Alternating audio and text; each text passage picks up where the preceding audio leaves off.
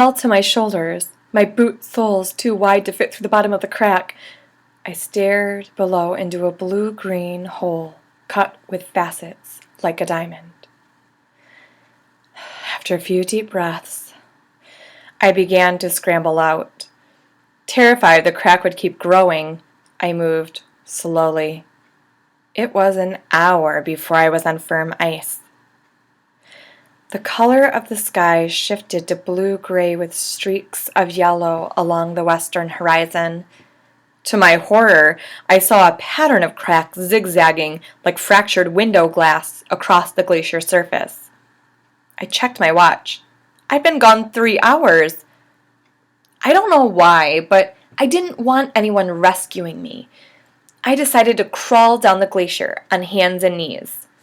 I felt my way inch by inch, rubbing the surface of the snow with my palms before making a move. Back before the hour, someone would have come looking for me. I told the station manager what happened. Trained in glaciology, ology, the study of glaciers. He went up the glacier to reset the flags. I have a new weariness tonight, born of having been frightened out of my wits while watching one of the most beautiful skies I'll ever see. There's a photograph that she was able to take. February 16th, on the Polar Duke. I came along on a trip of the Polar Duke, north of Palmyrin Gerlache Strait. The crew and scientists trawl for krill using fine mesh nets dropped off the stern. Coming back, we see icebergs drifting south out of the Weddell Sea. The bergs originate hundreds of miles away and ride ocean currents. We sail close, but not too close, for beneath the waves is where the bulk of an iceberg is. Just like Titanic, if you've ever heard of that shipwreck. Seawater splashes up on the iceberg shores, shaped by years of wave action. Sunlight strikes gleaming ramparts that shine with rainbow colors. Erosion works at the ice, creating caves and hollows, coves and inlets. Penguins and seals hitch rides on icebergs. Gulls and other seabirds rest on high points. One iceberg collides in slow motion with another. The smaller one topples, rolls, and heaves like a dying rhinoceros.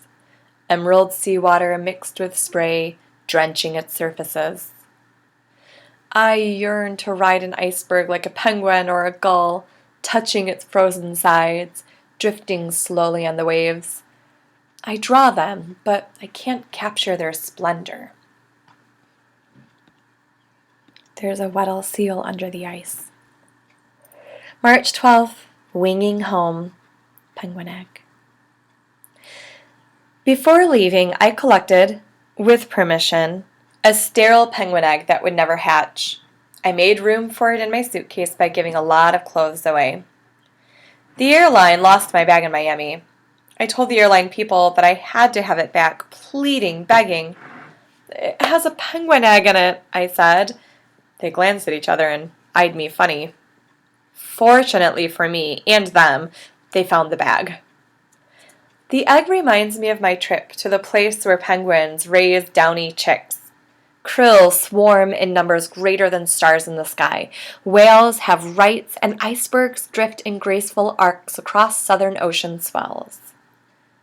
At home, I'll look out at the desert landscape and remember the Antarctic desert, the last great wilderness on Earth.